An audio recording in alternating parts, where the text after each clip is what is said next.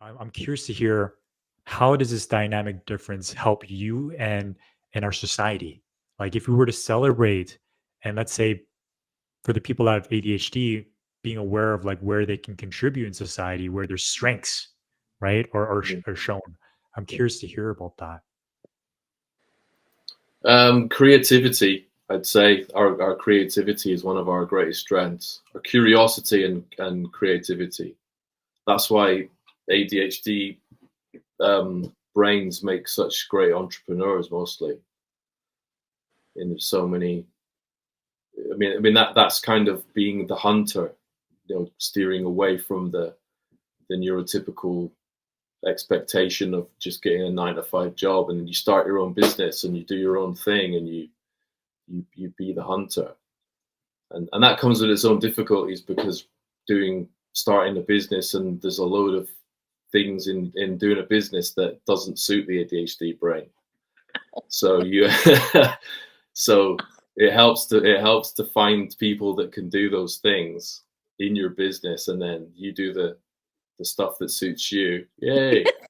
Yeah, there you go. The Yeah, paperwork. Oh, if you team up with the right person that is like the sort of yin to your yang, then you've got an unstoppable partnership there.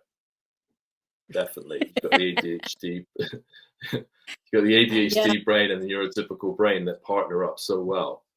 right. So speaking about partner well, like, how do you see ADHD affect people in relationships? Difficult, complicated, All right. Sorry. complicated. Complicated. That's the word I'd probably say. Complicated. Hmm. Complicated.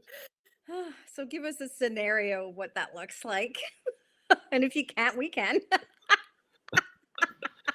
And when ADHD affects every part of you, if you have it, it's not just affecting your focus and your impulsivity and your hyperactivity. It affects every part of your life, your relationships, your work, your romantic relationships. Affects your sleep. Like I said, it affects your sleep. It affects everything. Okay, it's interwoven into every part of you, and a lot that's quite hard to explain. It's quite difficult to get to grips with that. So to be in a relationship with someone and expect and try and get all that over to them and have them understanding and accepting and coping with that when you don't necessarily do a good job of it yourself brings a lot of difficulty to relationships, especially if it's undiagnosed. If you're undiagnosed, you're screwed, because then it's just like no idea what's going on here, no idea how to fix it, because you're trying to explain behavior you don't even understand yourself.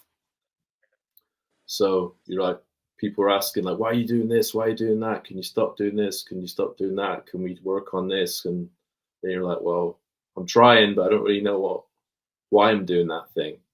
I don't know why that thing happens. I don't know why I feel that way. My emotions are always like up and down, like a roller coaster. Like that's one of the things that comes with ADHD. That is, when people say, all right, it's this the distractibility, inability to focus, the impulsiveness and the hyperactivity. But then there's the rejection sensitivity that we have. I would say that's the biggest problem for people with ADHD.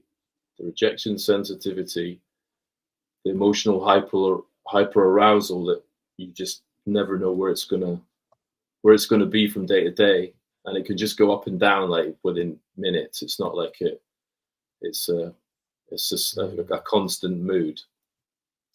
And then we have an interest-based nervous system. So we just easily are prone to hyper focusing on things, which can be good or bad. It can be really useful, or it's like double-edged sword. It can also just take you away from everything you're supposed to be doing till you lose track of time and you annoy people around you because you're just like blinkered onto something for 8 hours, and people don't understand that. So there's that other side to ADHD, and then along with it comes all the guilt and the shame. The shame is huge.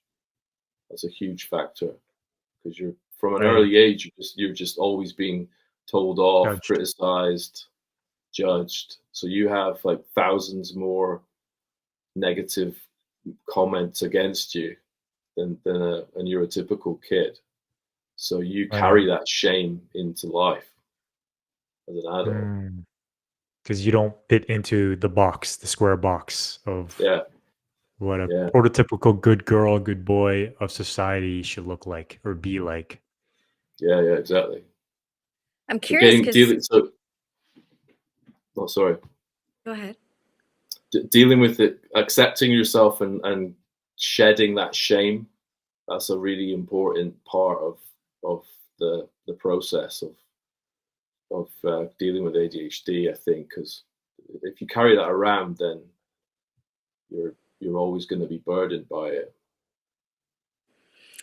Yeah, I'm curious because I think there's a lot of neurodivergence out there.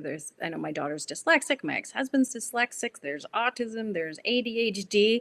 I don't know if we can fit any of us into boxes, but one thing that fascinates me about what you just talked about was that, a lot of people ADHD, it's attention deficit, but at times you're right. It's like obsessive compulsive. Here I am in one project, and there's nothing else. I'm just like a dog on a bone. I'm sitting here focusing on this one thing, and then you've got family going, hello. I'm still here. I bet you a lot of that's when you found something that's interesting to you. Like for we have specific motivators for it. That for ADHD, that the interest is obviously one. Then if it's new, novel, if it's exciting, if it's challenging, and then one of the main ones is if it's an emergency, or there's an urgency to it. If you're like got the last day to hand in your exam paper or pay that bill, then you suddenly get everything you've been needing to do on your to-do list for a month done in one day. But it's taken that sort of far beneath your feet to get it done. So that is one of the main motivators, but it's not a healthy motivator, because then you're always like coming from a place of stress, panic, but you're getting things done, but it's always last minute flap. So it's not a healthy motivator to rely on like permanently. You need to sort of see your pattern and think, right, okay, I know I'm going to leave this to the last minute, and I'm going to make my life so stressful because it'll be a mad panic at the end. I'll get it done, but there's no need to add that extra stress. So that's another thing that ADHD can just causes stress. Causes a lot of stress and unneeded stress, because you're just not doing things efficiently in a productive manner. So it's not easy. As you shared this, Steve, like I'm noticing, like, hey, I do have some of that too. Like I work well under pressure when things are last minute. I like to work from urgency, and it gets me motivated. I get it done. So, is ADHD a spectrum, like where there's a high level of these particular traits, and someone could be in the middle, and someone can have exhibit low? It's not just like a set thing. If you speak to anyone with ADHD, they'll always have their own little unique traits that other people won't. There'll be a lot of crossover, but it's always slightly different. But I think everyone struggles real bad with the rejection side of it. Apparently some people don't. I've heard that certain people don't, but I've yet to meet one. They're elusive. Okay. And the elusive. rejection they're out there. It's because there's a sensitivity, emotional sensitivity. Yeah. And it's not just real rejection, it's perceived rejection. Any rejection. We even reject ourselves with our own thoughts. We'll just get rejected by something we thought in our head, like, oh God. And then you'll plummet down for the day. Yeah. It's bad. Yeah, the rejection side of it is real hard. Yeah, so I know there are some other questions like, so for people who know, like my daughter has ADHD, I have ADHD. How do we support people in our lives that we know have ADHD? Like, what's the most supportive someone who may be more neurotypical? How can they be more supportive to those that are not? Be as patient as you can. Be as Patience. patient as you. Yeah, you have to be as loving and kind and patient as you can be, and understanding. You just have to have a willingness to be there, because it's always going to be a roller coaster of a ride. So you need to just be patient and listen. Ask questions and let them explain and ask questions, because the more you spend time with a person, the more you can sort of understand. Okay, they're not going to like this. This is going to bother them. They're going to find that hard. Then you can be more understanding of them when they're struggling with something, and you can help them to do things in a different way where that'll be easier for them to do. If you know there's going to be something that's not going to work with their head, then you just say, all right, I'll do the shopping list and you go and cut the grass or something. Don't just choose easier things in the relationship or the friendship that suits them. But ADHD people make very good friends, I think, good partners as well. Why is that? Sure. Yeah, why is that? because we're creative. We always want to create fun in the relationship and change things up. We don't like boredom, so we always want to spice things up, try different things. When it becomes tedious and we lose interest, then we want to shake things up a bit. So I think that's a good quality. It can be super annoying, but so when you don't want it, but just working with, being with, just being yourself. That's all you can be. I know. There's one thing you mentioned. Oh yeah, go ahead.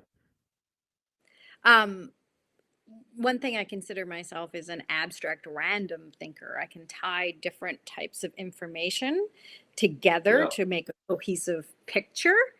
And that's something that I would consider a strength. And you're right, most people can't follow that. And then I struggle to, although I've done it, but struggle to get it into a cohesive communication where people can see the interrelated pieces that I see.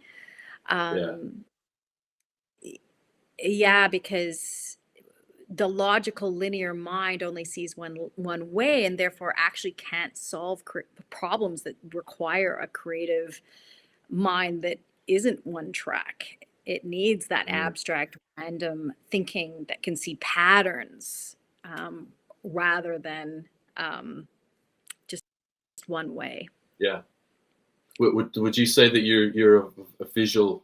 You picture things in your head, like you see it as a picture?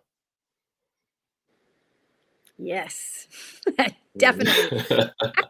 I actually wonder how like ADHD and maybe dyslexia, like how they're overlapped, because I know that like, for example, basic math for dyslexic is impossible, but physics, easy.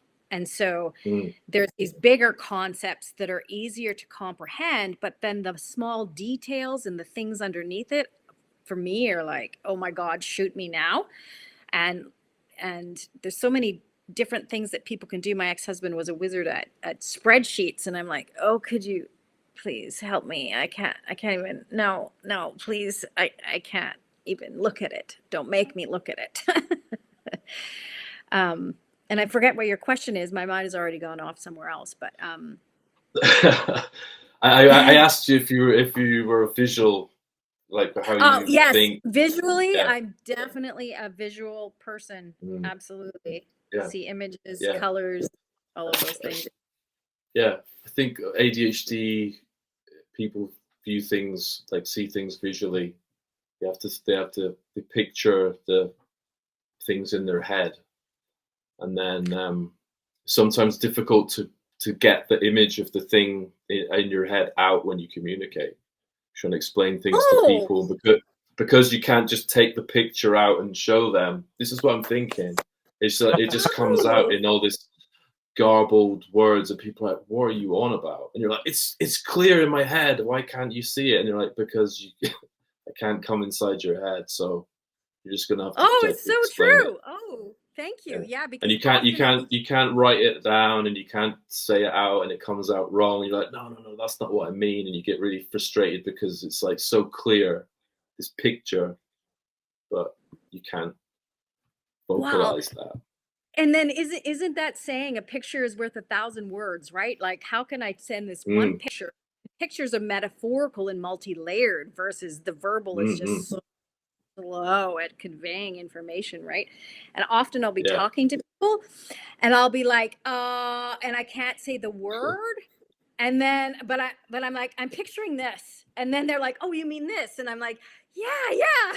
Because I have the picture in my head and not the language that forms with it. Yeah.